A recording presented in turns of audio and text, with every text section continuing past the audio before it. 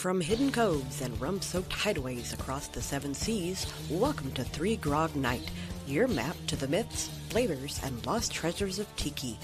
Pour yourself a grog, settle into the shadows of the bamboo bar, and join us for tonight's adventure. Howdy and aloha, everyone. Welcome to Fan Tiki-tastic 5th episode of the Three Grog Night podcast. We're mixing Tiki history, rum-fueled tales, and tropical vibes one grog at a time. I'm your host, Mike Gordon, and joined, of course, by my drinking companions, Jen and Jonathan. Howdy, folks. Hello. Hey. We doing all right on this wonderful Sunday? Hanging. Yes. I'm in the AC. It's all good. Yeah. It's that time of year. Need AC for sure. We've also got a special guest with us this episode. Welcome Justin Peterson to the show. Howdy, Justin. Hi guys, how you doing? Awesome. Doing well. Good to see you. Good to see you guys outside of Dragon Con, you know? It's a rare occurrence here. Yeah, and absolutely. finally somebody who's also not in Georgia like me. That's true. Not in Georgia. In somewhat sunny, somewhat rainy Orlando. Well, I just noticed we have Jen, Jonathan, Justin, and then me, Mike. So maybe I need to change my name so it has a J on it. Maybe the J is silent. JM, Mike, all right? Anyway. Yeah, it's a silent J at the beginning of Mike. All right, Justin. Well, welcome to the show. We're glad to have you. Thanks. As we like to start our show, we all have a mug that we'd like to promote and show off. Jen, we'll start with you this month, I should say, right? Yep, this month. All right, so mine is one from Joe Vitale, and I believe this was released back in 2007. This is one of the mugs I've owned the longest because I got it when it was released. And this is for the BLB Rockabilly Weekender back in 2007. I keep wanting to say 2005, but that's because that's when I actually played there. It's not dated or marked, but really, except for Joe's name and VLB, this was for the 10th edition of the Weekender. It's Fat Elvis. They did 4 colorways. This is the blue. It was made by Tiki Farm. Somehow I got it home and didn't break it. I've never drank out of it. It's massive. It is massive. And it's crazy that Tiki Farm doesn't have their logo on the bottom. I know, that's what's so weird. Very interesting. But yeah, they did a blue, a brown glaze, a weird yellow glaze, and then I believe a green one too. Blue's my favorite color, and somehow it's kept the least value. I don't know why, because I think you can see more detail. But yeah, he's crooning. There you go. You can see his mouth from the side there, playing the guitar. And I think Joe did maybe 3 or 4 different mugs for VLV throughout the years, but I believe this was the first one. Wow. That is awesome, though. That's a nice, unique piece. Definitely. I've never seen that before. It's awesome. Yeah. Jonathan, what do you got? All right. So, in honor of our guest today, this is not one of Justin's, but it is a Florida-based mug. And it's I'm going to butcher his last name because I can never say it. I think it's Jeff Chouinard, Chiounard, I believe. Yeah. Was 2017. For a Tiki Weekender at Treasure Island that I did not get to go to. Apparently, it's a really intimate, really fun thing, and you recognize his style pretty good. Jeff does a lot of carvings around the city. He sort of will go throw up guerrilla recarves of Tiki mugs, so you can really see like this one's got a lot of that palm carve influence on it. Mm-hmm. It's tall enough to chip a tooth on if you drink out of it. I got a couple of those mugs. A couple of those tall ones that you can you're going to get some dental surgery after you drink out of it if you're not careful. Yes, indeed. Absolutely. Wow. So Jen had a huge, looks like a gallon mug. Yep. And then Jonathan's got a tall boy. Mine's a little smaller. But again, in honor of our guest, although I don't have, again, I need to correct this, but I don't have any of Justin's, but I do have a Don the Beachcomber mug. This was from 2013. It is by Tiki Farm, and Al Evans designed this as well. And it's pretty awesome as far as his likeness goes. I think it's pretty detailed. On the back, it has I guess it's for an event, or I don't know if it was officially a Don the Beach. I mean, it says Don the Beachcomber on it, but I think that was done for the Huntington Beach location, like the last California-based location. If I'm not mistaken. It specifically says Arts Don the Beachcomber on it. Yeah. Okay. There you go. So, yeah, this is actually, it's smaller, obviously. So, little drinks here, but it's heavy. You could also smack yourself in the face with the brim of his hat there pretty easily if you're not paying attention. Yeah. Well, I think we determined that most tiki mugs need straws. Yeah. to really use them. It's true. So it's the only Don I have in my collection. I know that Don's a very popular choice for making mugs out of. So, and I know that Justin, you've made one that has. I've made a few mugs at this point. Yeah. But I mean, as far as a Don the Beachcomber mug. Yeah. No. Yeah. We've got. This is Wooden Don that we designed. I designed based on the logo, the new logo that I created for the company a few years ago. So it's got the logo there on the back, obviously. Love the it. lei flower. So it's supposed to look like a driftwood sort of. This was also made by Tiki Farm. No logo on the bottom, though. We paid extra for that.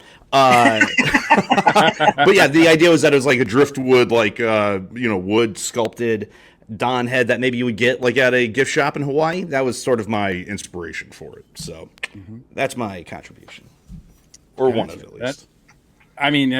That's I bought that great. one from you last year at DragonCon. Well, I bought every glass you brought with you at DragonCon last year. I'll bring more this year. Don't worry about that. We got new ones. We're working on we probably have 6 different mugs that we're in production with right now. So there's a lot. And I'm looking forward to getting my Kickstarter mug too. Oh yes, me too. Kickstarter mug for Smikey's book. Yeah. Yes. Yeah. Yeah. You're talking about this guy. Yes, that one. Oh, okay. That's the first time I'm seeing it next to a person. I've got an artist glaze. I got an artist proof. Yeah. So this isn't the final glaze of it, but yeah, it's. If you look on my YouTube channel later, my plan was to do like a zombie, like a making of a zombie drink, and I made the drink first, and was like I'll just do putting all together in the glass, and this is impossible to get liquid into. By the way, you're gonna need like a motor oil, funnel, like something like this long, just to get it in there because I made a total mess over this bar. So. Thanks, John Mulder and Swanky. Appreciate the ease of use. Also, equally easy to clean. Oh, I realize I should probably mention on this one. This is also an Ecom Bookum manufacturer. John Mulder saw him on Thursday. Guy moved 2 feet away from his house into a new studio. What a rough life that guy has. Terrible life. So, what mug did you bring to show off, Justin? Oh, well, I see. I just showed my Don head, but let's do a little, corporate synergy here. It's my brand new Don the Beachcomber Mai Tai glass, now available at shop.donbeachcomber.com. There you go. I was paid by my boss off screen to say that. But yeah, so just brand new. I have made myself a little grog for the name of the show and put it in one of my new Mai Tai glasses. So there you go. Nice. And did you make a mess making that one? Only slightly in the kitchen. My wife can pick that up later. I'm sure Erin will love that. Oh, she'll appreciate it. I'm making her a steak later. She can mop up my lime juice that I spilled on the counter. So now that we've showed off all our mugs, let me show off one more thing. Oh, okay, absolutely. Yeah, oh my goodness, y'all got to see it earlier, but yeah, Me and my husband are big estate sale and flea market shoppers. So this is one of our finds from this morning. I believe he used to hold a glass bowl in his lap. And the necklace was not part of it originally. Somebody put that on there.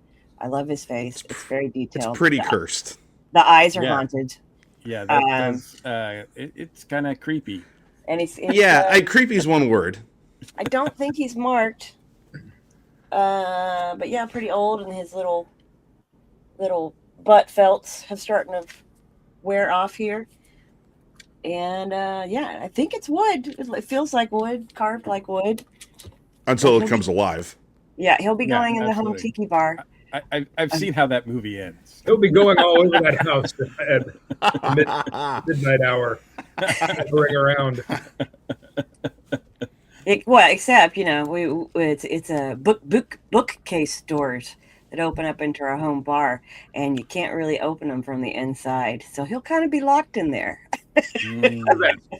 Until he escapes, which, that's how the horror movie starts. Oh, this cursed monkey is trapped in my tiki bar. Don't worry, guys. It's a one-way door. He can't possibly get out. I mean, when 90 minutes later. When I first saw it, I was really hoping it wasn't sort of a dehydrated, mummified actual monkey. I was like, oh, that's really no, I'm pretty particular about our taxidermy pieces.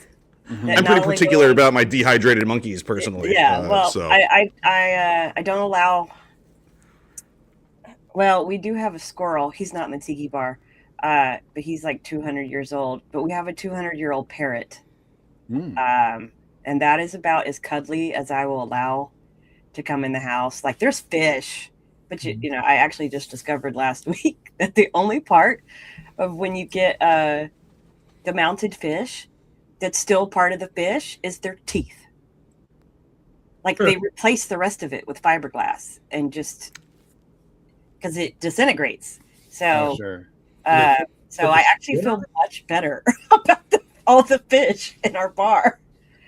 Although I think the piranhas are real, because they look a bit sunken in. It's a bonus. A little gout. I think the turtle's real too, but the turtle's 300 years old. So it's stuff that's older than this country in your tiki bar. What's going on with that? As my husband said, Trader Vic's has a turtle. We have to have a turtle. So, okay. But no cuddly things. No cats. No monkeys. We have their skulls, but not with any fur. That's better? Question. The fur makes it gross. I see where you draw the line. It's like, the skulls are fine, but the fur, my God, keep the fur away. That's disgusting. No, but the empty skull on the bar top. The fur means I could still cuddle with it and pet it. I'm not going to pet the skull. I'm sure there's someone out there who does. Yeah, I'm sure. Polish it up real nice. That's right. Yeah, I mean, you should see what they look like when they haven't fully dried out, too. Getting some Norman Bates vibes here.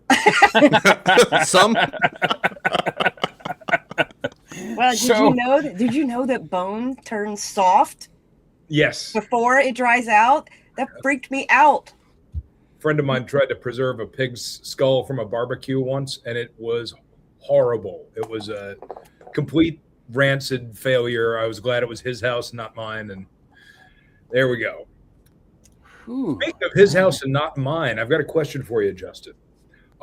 So you said you've got a case of glassware, and then you've got the mug shelves behind you. Like, do you work in do you have a separate studio space? And is it yes, it's no, my studio space is filled with like pop culture prints that I've bought from the couple decades now that I've been going to comic conventions, and personal art that I've collected from peers and people that I admire, and then like toys and all my graphic novels. So it's more like a nerdy study than this. This is like in essentially our living room, like behind me or in front of me here is like our TV and our couch. So like this whole room, it's an A-frame. Like I'm not going to move my computer because I have a very delicate setup right now. There's an A-frame in the back of our house, and when we came to look at it, we were like, this has got to be the bar. So I'm in the corner of the bar, so this is like there's a couple layers of mugs that you can't see above and below and in front of me everywhere, and then we have like all of the nice glassware out in the entryway. Is this where you've mid-century been modern Dutch or Danish wall unit? Is this where you've been filming on the videos you've started putting out there the past couple months? Yes. Every time I've like done like a Tiki video, it'll have been from behind here. I'm working on some other videos that I will not be behind this bar. Maybe I'll be at other people's bars. Me and Marie, our beverage director for Don the Beachcomber, we are working on a series of videos. So we're doing like drinks at other people's home bars around town, other bars, and then I'm working on like a kind of like a comprehensive Orlando Tiki bar video. So. Pretty cool. I want to step back into the Wayback Machine for you and learn your sort of Tiki origin story, Justin. Like, when did you first like get interested in Tiki pop art, or was it a gradual thing, or how did that happen? I had been surrounded by like mid-century stuff ever since I was a kid. I grew up in Southwest Florida in Cape Coral, and Cape Coral was kind of like a town built on marshland, and it was like it came up in the early 50s. So all the houses that I my friends lived in, that I drove by, every day going to school or whatever, there was a beautiful ranch, mid-century modern houses. So, and then all those some people had tikis outside. They definitely had tikis carved in their palm trees, and so being surrounded by that, I just had an appreciation for that sort of the architecture already, kind of like seeding itself into my brain. And then I went to college at the Art Institute of Fort Lauderdale, and my dorm was about a mile and a half down the street from the Maikai. So I drove past the Maikai every day essentially for 3 years, and I definitely went in a few times, and this is like early 2000s, like 2000, 2001 through 2003, whatever.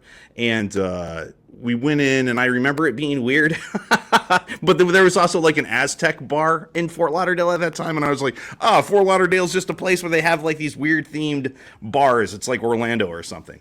But I remember being enamored by it, and once I moved to Orlando, and was around the Disney stuff more because my wife works for Disney, and then Trader Sam's opened up here and out in California. I started, it was like, oh wait, all these things are connected together. Like that bar in Fort Lauderdale that was by my dorm, the houses that I grew up in down South Florida, and now this stuff. It's like, wait, is this all like part of the same language? And you just fall down the rabbit hole like everything else, right? Like I've fallen down the rabbit hole of comic books. I fell down the rabbit hole of bands like that I love, and now it's like, all right, I'll fall down this rabbit hole which has so many little branches that I'm mixing metaphors, branches and holes. But anyway, it's that I started early, but yeah, it wasn't really until Trader Sam's opened up here where I kind of like pieced all of it together. And then when my wife and we went to Hawaii when we got engaged, like the whole thing solidified in my head. And that was 2016. So yeah, about 10 years ago, I was just like, oh my God, this is it. Like I get everything now. Like it just like opened my mind to the entire experience, and there was no looking back at that point. So traded in all my 90s flannel for Hawaiian shirts, and started collecting ceramics like an old lady, and then here we are. So And how did that translate into you eventually starting to work for Don's or designing glassware? So I know you were doing you're a like, print artist as well. Yeah, so I've always growing up, like my dad, huge fan of like the Flintstones and the Jetsons when he was a kid.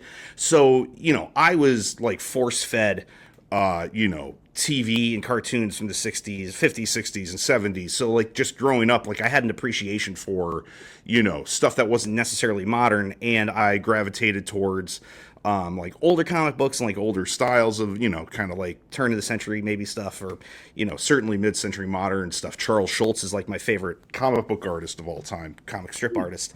And, so, I've incorporated some of it, and I just, I think eventually I was able to, when you start kind of like getting into the scene a little bit more, certainly in college with, Mike High, and there's a lot of great, murals down there, and just classic like 60s architecture. That stuff just starts to seep in like into your visual language as an artist. And then, yeah, I kind of pieced it all together with, doing these murals and kind of just having to have, I don't know. I was scratching the surface, and then when the opportunity came to join the company that owns Don the Beachcomber now, we were starting a tiki bar early on, like 2018, which became Tiki Docks, which is here in Florida. And that's when I was like, okay, let me see if I can start like bending my art to fit, this sort of mid-century modern and like, just kind of the more classic tiki vibe. I'm like very graphic, kind of not graphic, but like graphic with art, very angular and kind of graphic designy with my illustration. So just kind of finding how that translated to that style. But yeah, so that's kind of where it started. So yeah, I was doing murals for a restaurant company, did a mural in South Tampa. And then the company that owns Don the Beachcomber, which is called 23 Restaurant Services, this is back in 2016, 2015, they were building a British-themed restaurant downtown Tampa, which is now connected to Morgan's Cove by Don the Beachcomber, which we can talk about that a little bit later. So at the very beginning of this restaurant, they needed some decor artwork painted, and they asked if I could do some 5-foot by 4-foot canvases of like British icons. So I painted those, brought them in, installed them for them, and then while I was there, they were like, "Well, what else can you do?" I was like, "I can, I'm an artist. Like, what do you want me to do? Like, let's throw it at me. I'll find a way. Like, graphic design. You need menus. You need apparel. Like, whatever." Started working with them full time, and that's really how that started. Like 10 years ago, getting my foot in the door with that company, and then yeah, Tiki Docks would have been the next thing that we were working on. Kind of after that, in between other projects that we had for the restaurant company. And then I didn't get a chance to really see Tiki Docks all the way through because COVID happened, and the first thing that happens during COVID and during a pandemic is no one needs an art guy to make menus when the restaurants aren't open, so I was the first guy out the door. So I didn't get a chance to follow through with a lot of the stuff that Tiki Docks, we call it Tiki Docks 1.0, because we just went through a big rebranding of that restaurant like 2 years ago. Where I got to actually like implement my kind of overall vision for it, which was nice. So like, this is what I would have done, 8 years ago if I had the chance. So yeah, I got laid off during COVID. And then during COVID, I was painting murals again. And our owner of 23, his name's Mark, called me. I was down in Miami painting a mural for Jeremiah's Italian Ice, and a frog mural, and he's like, "Hey, Justin, do you know anything about Don the Beachcomber?" I was like, yeah, I know a thing or two about Don the Beachcomber. I was like, why? He's like, "Well, I'm thinking about buying it." I was like, no way. I'm like, in my head, like, I'm like, there's absolutely no possibility of you being able to get your hands on this thing, because, everyone had tried in California at this point, right? The restaurant had been closed for a few years. I know like Danny, Tiki Diablo had tried to get his hands on it. Martin Kate probably. I mean, all those guys checked in the California scene. Like, how do we get this brand? And the woman who owned it wasn't giving it up. But somehow this owner, Mark, he persisted, got a meeting with her in person. A couple weeks later, he calls me. He's like, "I think we're going to get it." I was like, "Okay, man. Well, when you sign the paperwork, I'm going to come back and work for you, and I'll eat my shoe too," right? Like, that's how confident I was that this thing wasn't going to happen. I boil my shoe, give me some ketchup, and I'll eat it in front of you, like, if this happens. And then by February of 2023, I think, he called and he was like, "We're sending out a press release. We have it." It's like, okay, I'm coming back. Like, how can I help? Like, what can I do? I need to be part of And this. how did your shoe taste? The shoe, thankfully I didn't have to eat the shoe. Thankfully, they spared me of that. But yeah, when I found that Marie King was going to be involved, and then the whole advisory board that they had put together with Swanky Tim Glasner, who has that new Don the Beachcomber biography book, and Martin Kate and Sven and John Mulder, the kind of like titans of the industry in a lot of ways. Right. I was like, I got to be part of this. I'm not. There's probably better people, more talented people than me, but I'm positioned right now. I can do this, right? Like I'm the guy in the moment. So I went for it and got it. And now me and Marie are kind of the ones behind the wheel as much as we can control it. That's where we're at now. So we're just trying to get another restaurant open. We lost the one during the hurricanes a couple years ago and kind of pushed us back by multiple years. That's just the way the restaurant industry works. And so now we're just making merch and going to shows. We've done Inuhele when we had the budget to do that, and we've gone to doing pop-ups and Tiki Oasis and Tiki A Go-Go. So hopefully the next couple of years there's going to be a big boom of Don the Beachcomber stuff happening. Yeah, we're still waiting to get ours in Texas. I know. I mean, look, it's Texas, California, Illinois, New York. I mean, I promise you're not the only one who wants one. And if we could go back to the initial conversations that I was having when we got our hands on the brand, I mean, we were going to take a big swing. It was going to be like one Don the Beachcomber in every state. It was the idea. Like you don't have to go very far to find paradise.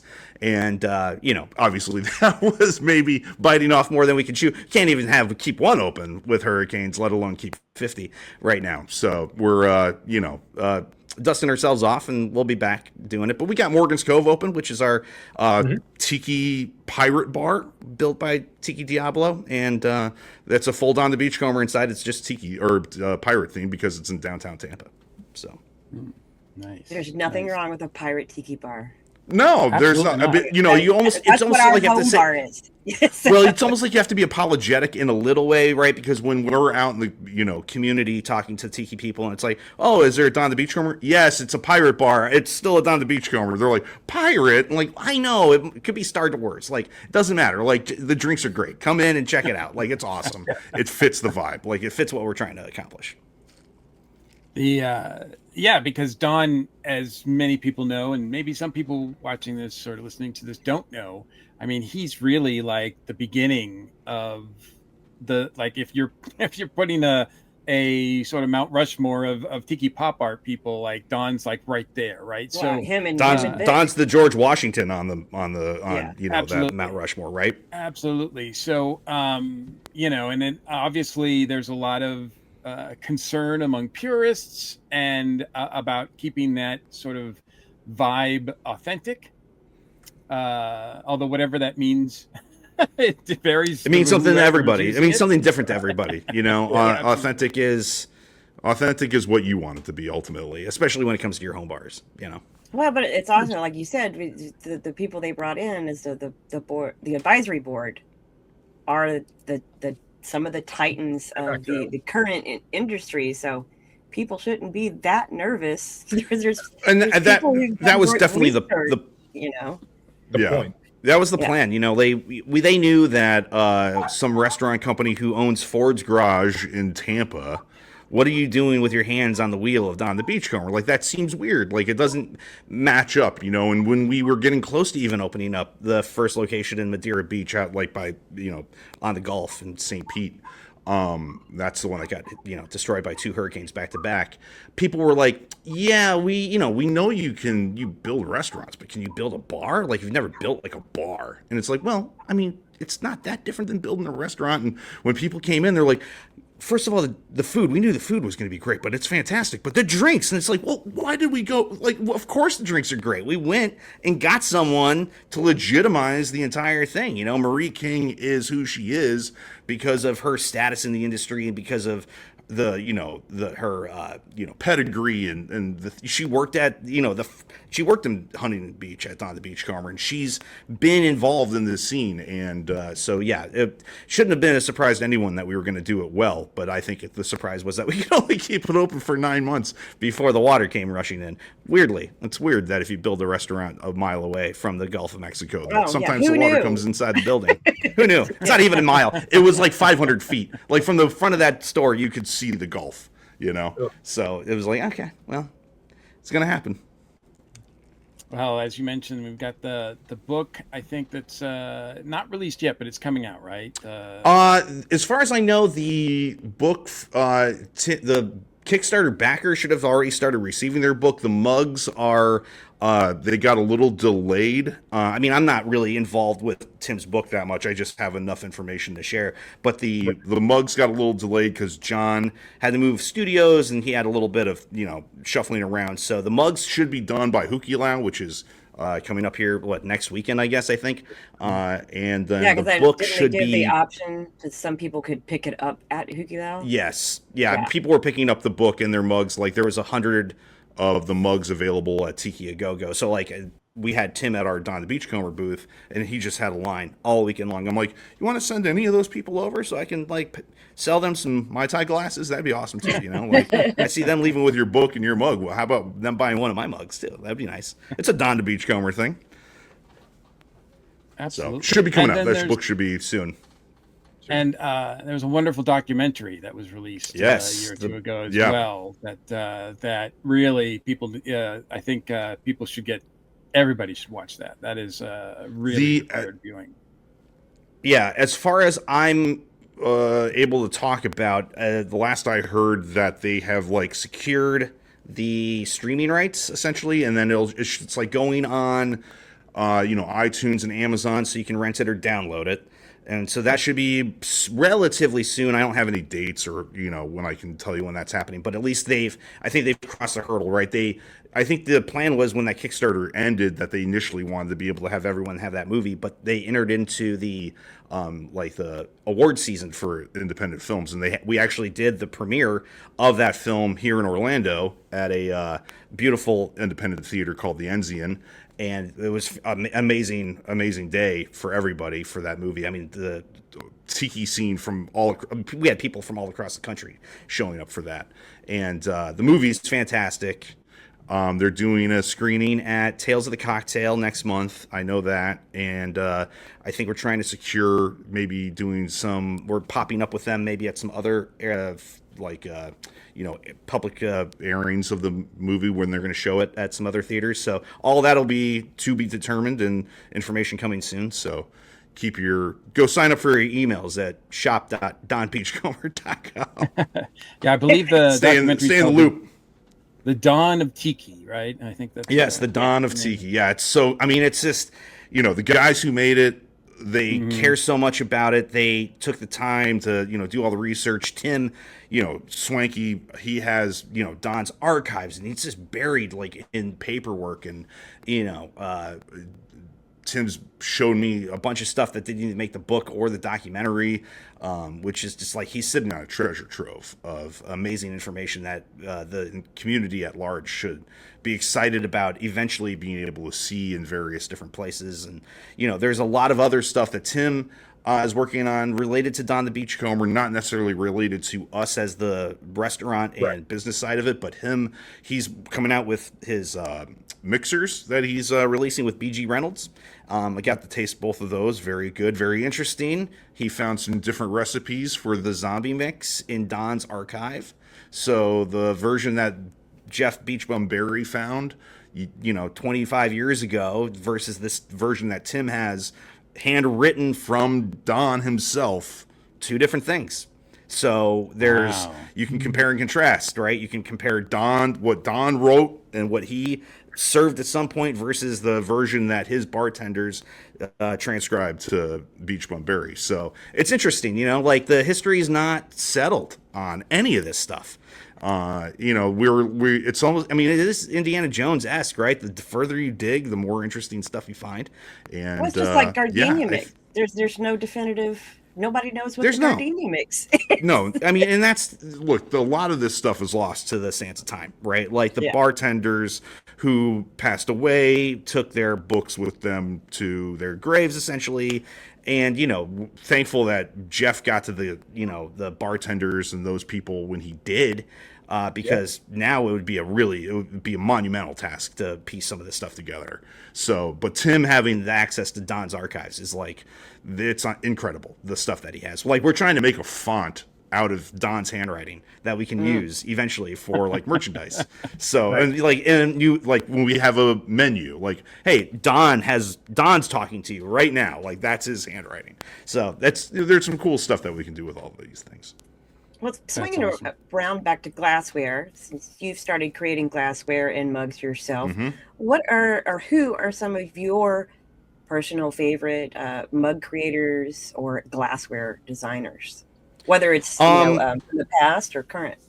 Yeah. So right off the top, I'll embarrass him, but John Mulder has been like Ecom Bookham. He's been such a font of knowledge and like kind of an older brother situation. I'm the oldest one in my family. I didn't really have like anyone that I could talk to about art when I was growing up besides like my peers. No one in grade or two ahead of me in high school wanted to talk about comic book art or whatever.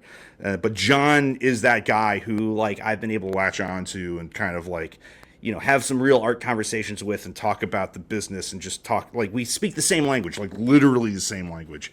And it's nice to be able to not just know your heroes or know your idols in this situation, but to call them your friend. Like, he just calls me on a Saturday randomly, like last weekend. He just called me. He was like, "What's going on?" I'm like, "I don't know, man. I was watching YouTube. Like, what are you doing? Like, shouldn't you be making some mugs? Like, why are you bothering your time with me?" So Mulder is fantastic and just someone who's like just a great dude all around, and obviously like a skilled artist. I mean, half the mugs in my collection, half the mugs in anybody's collection, John touched in one way or another, right? Like, if you've gone to any of the big conventions, John either produced the mug or designed the mug and produced it. Like, you can't throw a rock, you're going to hit a John Mulder mug. Mookie Sato is another artist that I really like. And, I don't know him very well. I've met him at a few events and, Isn't that but his one, art is fantastic. right behind you, the girl? Yes, that one right there. Yeah. Yeah. Yeah. He did this guy, this girl. Yeah. Yeah, Real, awesome. just real cute, Mookie. Yeah, and he's got a real yeah, definitive style. It's easy to And recognize. I think that's what really speaks to me about it, right? Is he's coming from a definitive point of view. He has a voice and everything that he touches looks. He doesn't have to sign his stuff. It's a Mookie thing, right? Yeah. So I've been really. It's hard for me to not want to rip him off because I'm like, oh my God, I just want to like take it and do it myself. But there's enough guys doing Shag and Mookie art. I'll do something else. Let's see, who else? Tiki Diablo, Danny. Another titan of the industry, gone way too soon. Obviously, another guy who really kind of looked up to him as a older brother mentor situation. Got to hang out with him while he was building the Don the Beachcomber in Madeira Beach. And again, just a guy who, does not need to spend the time to talk to you and impart information and knowledge and stories and stuff. And he did. And it's priceless. And I'll cherish that forever. So getting to see his process, like all the way behind the scenes, right? Like, he's sending me sketches. Like, you never really get to see Danny's drawings out in public because he just makes the mugs and he does the bars, right? You just see the completed project. But him sending me stuff like fresh out of his iPad, I was like, oh my God, like, how do I, this is like what I would expected. When I wanted to be a comic book artist when I was a kid, it'd be like, this is like Jim Lee sending me, like a fresh page of X-Men. Like, this is incredible. Like, no one else I'm the first guy in the world to see this thing besides maybe his wife, right? Like, it's maybe even not then. The way, artists don't share their stuff with their spouses. Usually I'm sitting in my room. Aaron doesn't see half the crap I draw. So, but, like, again, I know those are kind of probably easy answers. A guy that maybe is not kind of in the Tiki scene, but in the Hawaii art scene, Nick Kushar. He's a fantastic artist. He does a lot of these travel type posters of like hot spots in Hawaii, like, you know, famous surf breaks and the towns and stuff. His style, I would say, if you're like a fan of Shag or you're a fan of Mookie, like this style is very simplistic and should speak to you on that level. But his color palette and again his voice and his point of view is like something that's like really like just draws me into that art. And every guy that I've explored, John's art is the closest to mine. Everybody else's art is like so far different than my personal style, and I find it really hard not to like just rip them off. I'm like, I got to do something. I can't, you know, just like, how do I take that into my personal, you know, into me and refilter it out through my visual language. So Right. those are some guys that I really like. That was Kuchar, Kuchar. It's Kuschar. Well, I think it looks like Char. Kuchar. Yeah, I've got like one of his. There's a coaster of him right there. So he's, you know, like does like kind of like the screen printing style, like offset. You know, on no outlines on the artwork. It's really cool stuff. He does shirts for Kahala. I'm wearing a Kahala shirt. That's the vintage Aloha shirt company out of Oahu, and he does his own Aloha shirts. So like he's kind of like all over the place with stuff. Like if you can't go to Hawaii and not see his art in the lobby of almost every hotel in Waikiki. It's pretty incredible. Him and Punky Aloha like everywhere. It's awesome.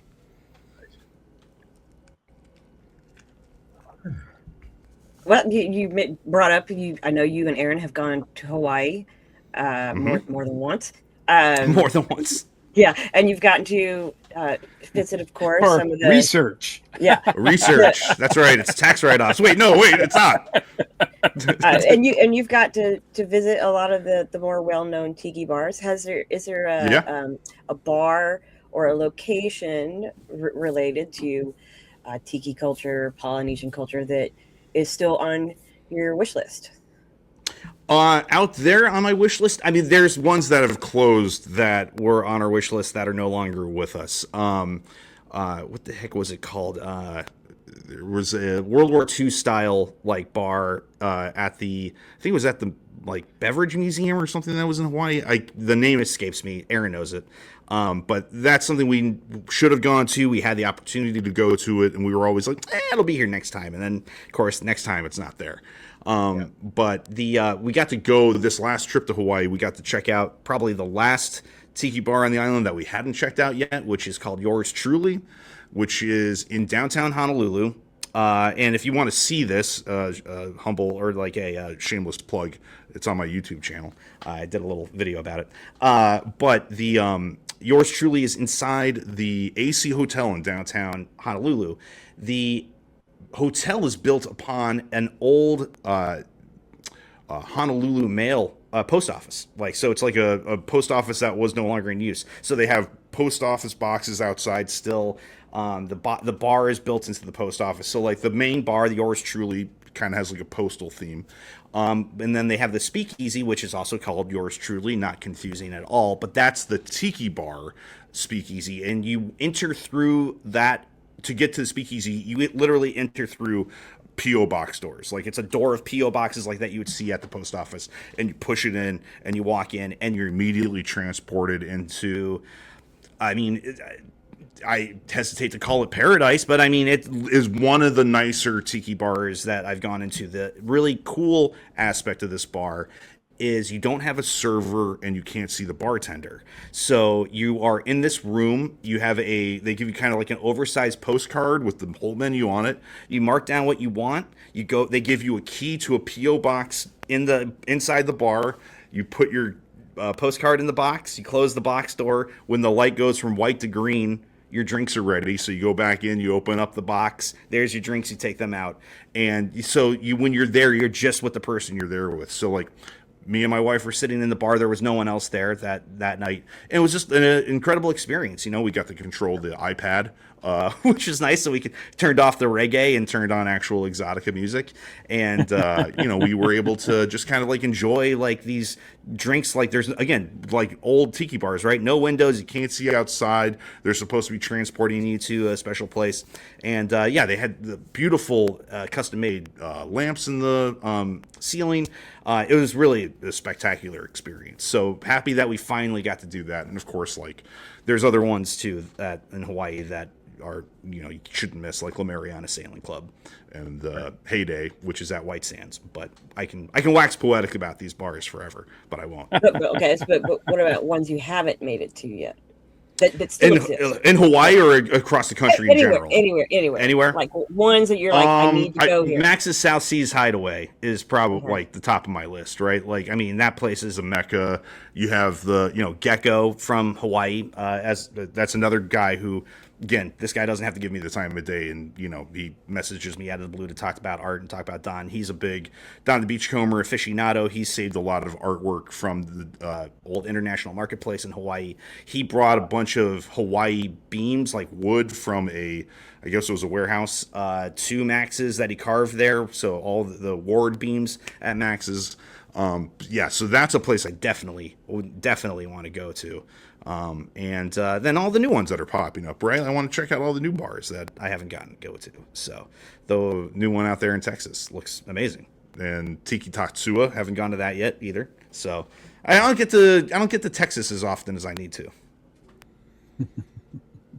Yeah, we got caught a lot. You do. There's more opening all the time. Which we used to be a desert. In some places it still is. Yeah. So I wanted to ask you, because I'm really obviously into comics, and both making them as well as reading them and experiencing them. What do you feel is that Venn diagram of the meeting of comics and tiki pop art? Are you exploring that? Have you found that to be pretty interesting, especially when it comes to like events? There's Comic Cons and there's conventions, there's tiki events. They're very different tiki themed events. Yes. But I think there are some similarities as well. I mean, I don't know what the Venn diagram is. I'm sure there's something that meets in the center, that bridges the two, other than these are two groups of people who are passionate about these are nerdy things that we're passionate about, guys. We've got X-Men and Spider-Man and Batman on one side, and we've got ceramics and rum and old wooden bars on this side, right? So what's the middle? I'm not sure, other than if these two fandoms are passionate, right? Passionate about what they love. And I think maybe the appreciation of art is maybe where the middle of that Venn diagram is, right? Because obviously comics being a visual medium, and tiki is as much of a visual medium as it is a restaurant experience or cocktail experience. Like Marie says, you drink with your eyes first. So, like the kind of like just the visual appreciation of both those groups, I think, is probably where the Venn diagram is. But with the comic conventions, look, and there's been plenty. Again, all the mid-century stuff, all the Hanna-Barbera stuff. Disney. Obviously, if you're a comic fan, that lends you into going to Disney World probably and being a fan of that stuff. And Walt having obviously an interest in tiki when he built the Tiki Room. And so I think it's just a nerd culture. It's just different aspects of it. I mean, look, there's Star Wars has a tiki bar now, right? So the worlds are colliding, and it's harder, obviously, to keep Pirates or Star Wars or Indiana Jones out of tiki, because it's like, well, these places they're making it as it's supposed to be this sort of escapism, right? Reading comics is escapism, watching movies is escapism, going into a tiki bar is escapism. So it's not that much different from one thing to another. Well, and our newest tiki bar is Scooby-Doo based. See, there you go. Yeah, Paradise Unknown. You wouldn't know it by the name, but yeah, it's Scooby Doo playing on the TVs. And Hey man, there's a couple bars out in Vegas, or one bar out in Vegas called Stray Pirate. That's a pirate dog bar, right? Like, there's room for everyone. And here, guys, there's a little bit of everything. You can find what you like. Absolutely. And as far as, with everything going on with Don the Beachcomber, I would imagine that keeps you pretty busy. But as far as your own comic work, is that still progressing as well, or? Honestly, it's taken a back seat the last couple of years because, truly, like, all my creative effort and energy goes into my day job with Don the Beachcomber. So by the end of I'm not just working on Don the Beachcomber stuff at work. We have other restaurant brands that need my attention sometimes more than Don the Beachcomber because, we don't have the restaurant open, we can't focus on that, more than a restaurant that is open that needs our attention, right? Tiki Docks or Ford's Garage or Yeoman's or any of the other ones that we're working on coming out with. So, so I'm a little creatively spent by the end of the day. But sorry about my dog barking, if you can hear that. Hey, at least it's yours and not mine this time. We tried to contain him, but he can only be contained for so long. He's it's Sunday. He's a bad boy. He's around both. He doesn't get to be around me and Aaron all day long every day. So the weekends are especially a little wild. Anyway, where was I talking? What was I talking about? The creative energy. So yeah, I'm a little zapped right by the end of the day. So the comics have taken a little bit of a back seat. There is still stuff that I work on that the majority of the majority of people don't know that's either me or they just don't associate it with me.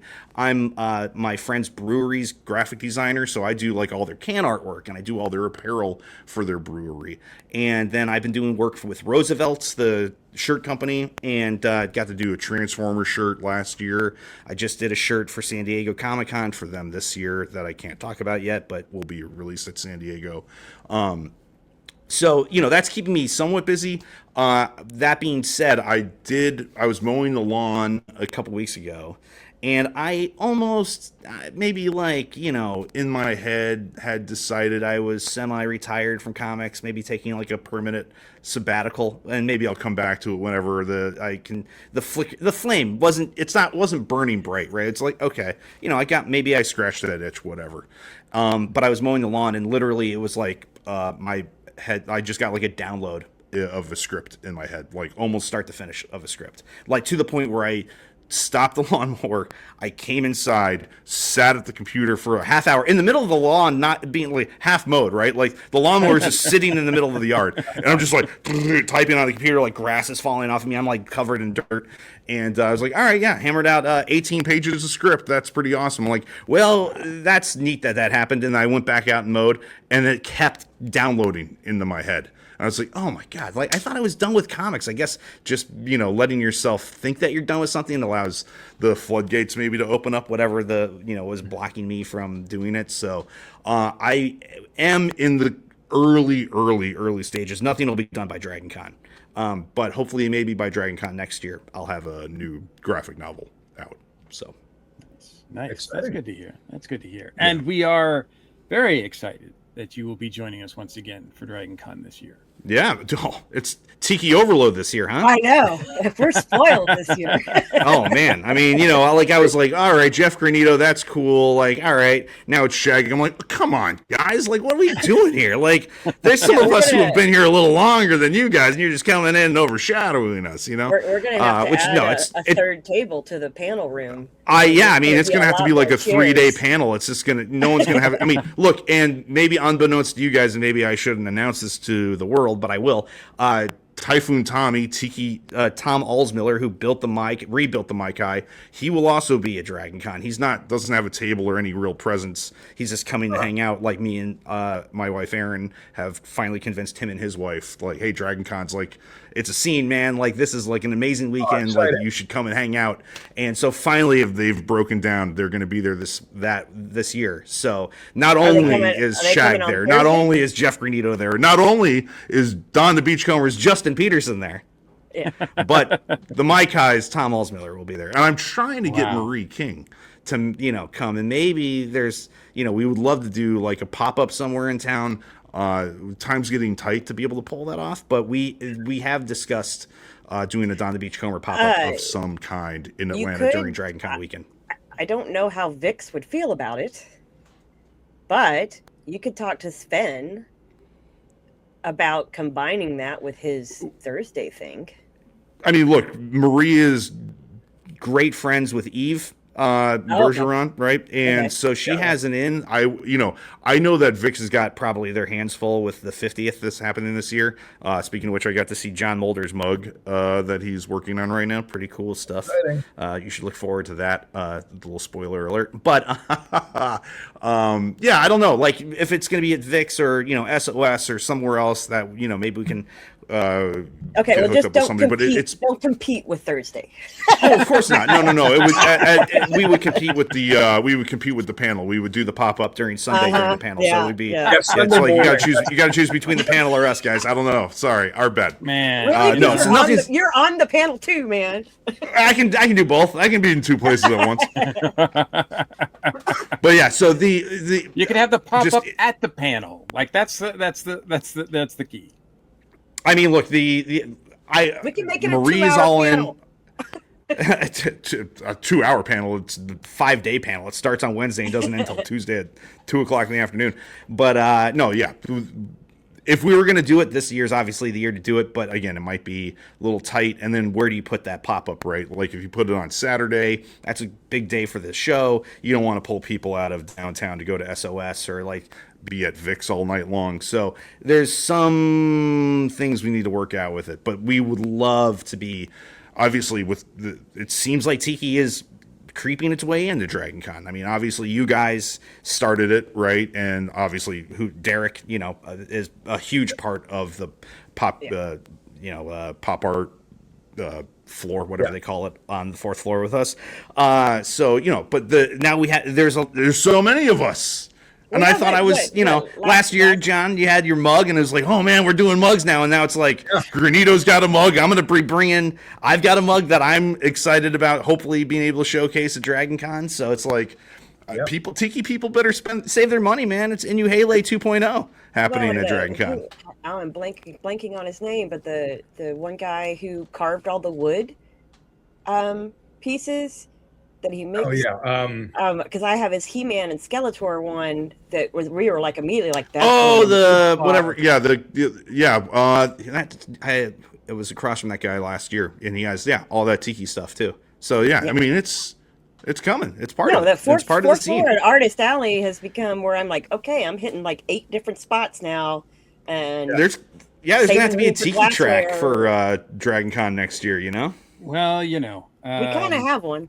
Kind of. I mean, a robust one, like of all, all event. Look how many people show up to Drunken Dragons. I think we topped 300 last year on Thursday. Yeah, I mean, it's crazy. And, obviously some of those people are just there to hang out and want to have a good time. You know, they're not necessarily hardcore Tiki files, but you can turn those people into hardcore Tiki files. They're ready. They're primed.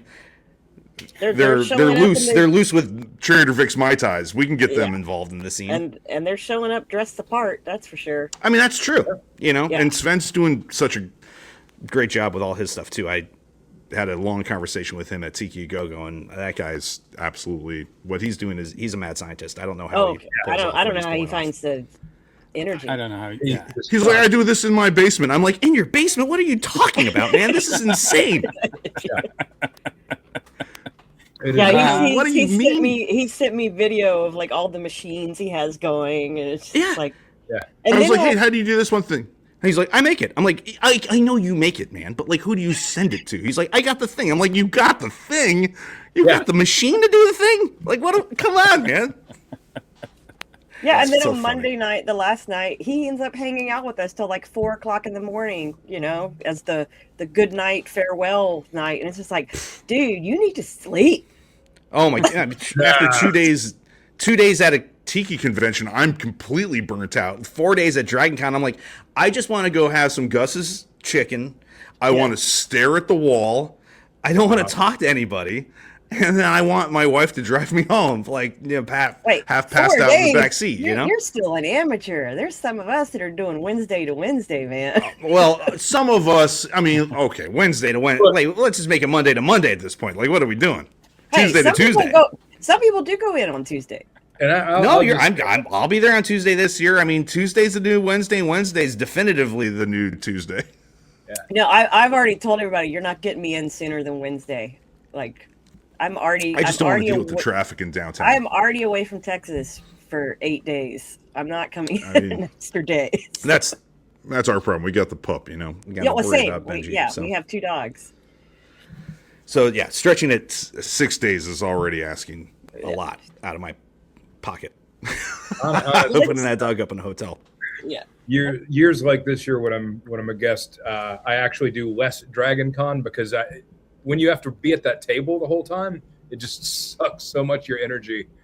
Like, dude, otherwise it would be a Wednesday to Wednesday, but if you're doing load in on Thursday and then talking to people straight by Monday afternoon, it's like, all right. Oh, you go on autopilot a little bit. You have to for survival. Very impressed last year that Mike made it to Vic's Thursday after he finished setting up. That was the first time he got to make it to the party. I did. Yep. And it almost looked like you got your second win once you got there. Yeah. Well, I think I had something to do that night, but I was able to spend a bit of time there. So, but there's all, that's the beauty of Dragon Con and also the curse of Dragon Con. There's always like 10 things that we want to be doing, right? So, it's there. You can't possibly do everything, right? They've stacked the deck against you. They're like newbies coming in for the first time are like, how do you do this? And it's like, you don't. Like, you survive the first year. You figure it out. Then the next year you go back and you do a better job. Like, you're never going to be able to do it correctly. There's no doing it right. They're just doing it. Just go. Figure it out. I would argue there's no doing it wrong, actually. Yeah. Okay. Yes, absolutely. There's no wrong way to do it. I will stake the contrary, because if you are dead set on the Dragon Con, well, you have to enjoy the Dragon Con you're having. Yeah. If you're not going to be happy unless you hit everything on your list in the order that it's on your list, then you're doing it wrong. Yeah.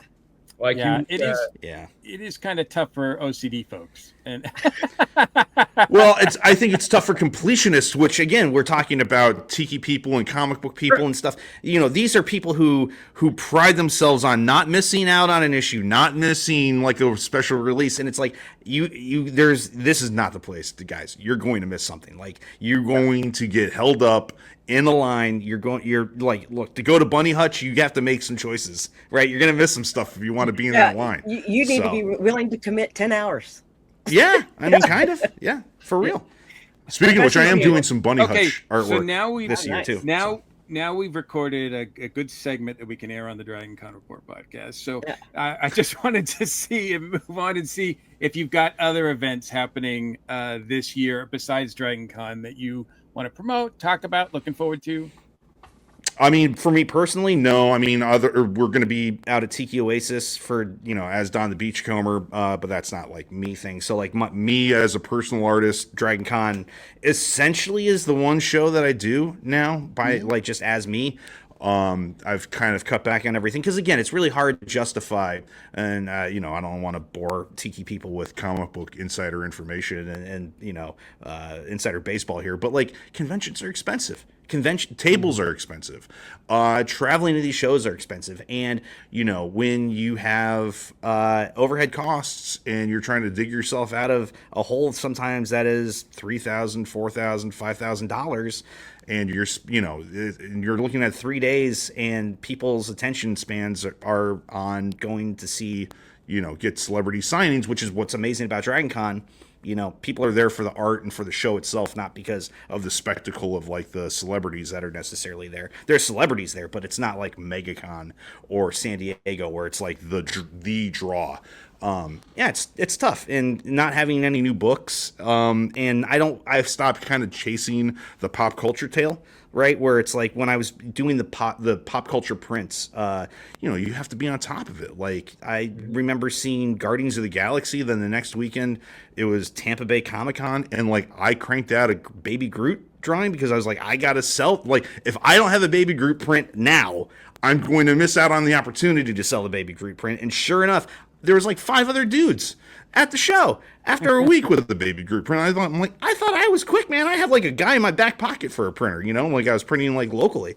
And anyway, long story short, Dragon Con is my home base for the time being until I have more stuff, like comic book stuff to show, which should be sometime next year, maybe if we're lucky.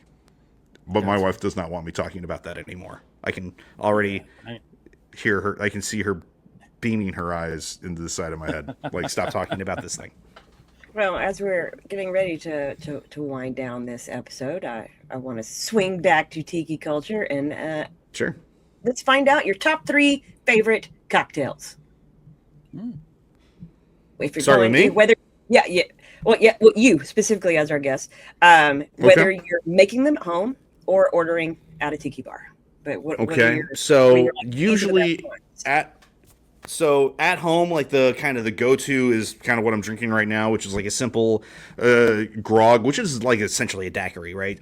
It's just the lime juice is it's like half lime juice, half simple syrup, and then 2 ounces of rum. So I usually make like a plantation or Plantaray pineapple with cinnamon syrup and put a little bitters in that. So just kind of, tastes a little bit like Hawaii. It's not too complicated. It's easy to knock out. It's 3 ingredients, 4 if you add some bitters. So that's like number 1. When I'm at a tiki bar, my yardstick of measuring them is a 3 dots and a dash.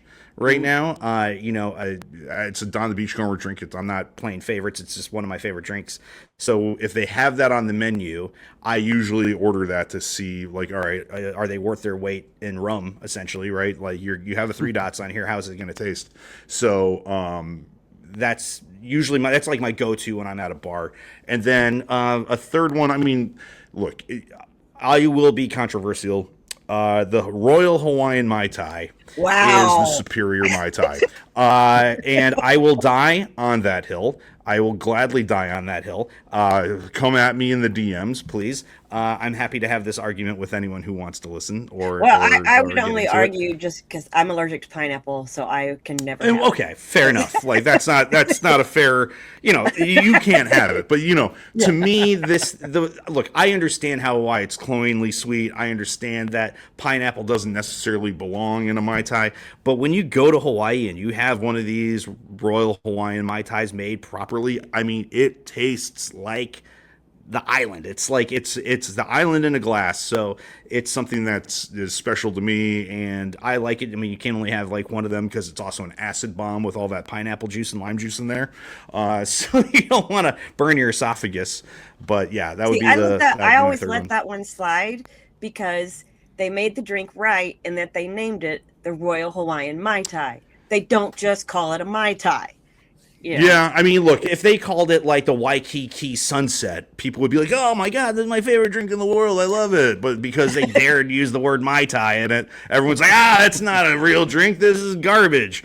I would say the one thing I'll say is if you get Garrett Richards' book, Tropical Standard, the book that he's the head bartender at Sunken Harbor Club in Brooklyn. He obviously he's like a chemistry guy, right? He's kind of revamped all these drinks to be for more modern tastes.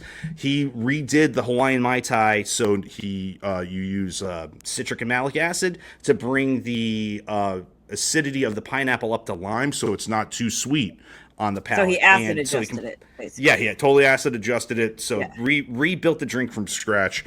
And I will say that, like, if anyone has that and still has anything to complain about a Royal Hawaiian Mai Tai, they can come see me. I'll be at Morgan's Cove next to the bar waiting for my 3 dots and a dash to be made by Maria Ryan. Awesome. Well, thank you so much for spending the hour with us. We really appreciate it, Justin. If people want to find out more about what you're doing, about Don the Beachcomber, your projects, where can they go? What give us some links online. You can check me out on Instagram at Instagram at Justin Peterson, and obviously justinpeterson.art. That's more like my professional portfolio that, there's some cool stuff on there that's not necessarily on my Instagram. And then if you look up Future Garbage on YouTube, that is my YouTube channel with me and my wife. So we just shot I ended up shooting 2 hours of footage out in Hawaii that I turned into a 16-minute cinematic travel vlog, where I kind of take you to different tiki bars around the island, take you to Don's grave at the Punch Bowl, and then go to Don's treehouse at the International Marketplace. It's pretty cool. So if you're interested in what Hawaii has to offer in terms of fantastic tiki bars, check out that video. And again, that's Future Garbage on YouTube. But you can also get to that on my Instagram page. Awesome. Well, we appreciate it and look forward to seeing you at DragonCon, if not sooner. It's time to get going on some work for DragonCon, huh, guys? I know. I got to fill up my table with something. It's almost here, right? Wait, has Aaron already started sewing? No, we talked about some stuff yesterday, actually, when we were at an event. I haven't started yet either. No, I have I just haven't started. 5 prints I want to do, a couple stickers. I'm going to bring, Don the Beachcomber mugs, obviously. So yeah, I got some work to do. So I need to buckle down some evenings the next few weeks and get some stuff going. So, but yeah, I'm excited to see you guys in a couple months. Yeah, it's going to be here before we know it. I know. It's already, man. It's the road is right there. It is. The exit's coming up soon. And thank our regulars, of course. Jonathan, thank you so much. Where can people find you online? www.horrorandclay.com. And Inuhele will be having some information there probably next month about some stuff coming up. So nice. Exciting. And Jen, thank you. Always a pleasure, guys. And what do you want to promote? Anything? So you can find me on Instagram at LilBitOdd. You can get a hold of me on Facebook, either at the Three Grog Night page or at the DragonCon Report page. No, I'm taking a break from events, although I guess I can announce, I don't have the exact date, but the San Antonio, Texas Tiki Tienda will be returning in October.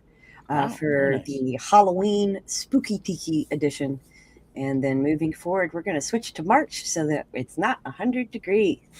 But yeah, we're aiming for 2 marketplaces a year. And we've already started some discussions about bringing Tiki Week to San Antonio as well. So we're going to start stretching it. Very cool. Very cool. Well, I'm sure people will find out information here on the Three Grog Night show as that develops. So looking forward to that. And my name is Mike Gordon. You can find me on Instagram as well at newlegendmike.com, or New Legend Mike actually on Instagram. And then if you go to newlegendmike.com, that'll give my link tree and then all my other podcasts and publications that I'm part of as well. So check that out when you can. Well, that's it. Sir, you have a Tiki specific publication you should plug. I do. We're still working on Tiki Zombie, the newest issue. So as far as that goes, there's some news coming. So please stay tuned for that. But you have back issues. I do. Yeah. I do. So you can find all that again. NewLegendMike.com will tell you all about that. So that's it for this round of Three Grog Night. Don't forget to tip your bartender, especially if that bartender is you. We'll be back with more rum, more tiki tales, and more excuses to shake up something ridiculous. Stay groggy, my friends. You've been listening to Three Grog Night, your passport to paradise. Join us next time as we pour another round of tiki stories and exotic delights. Until then, mahalo, and may your nights always be grog-worthy.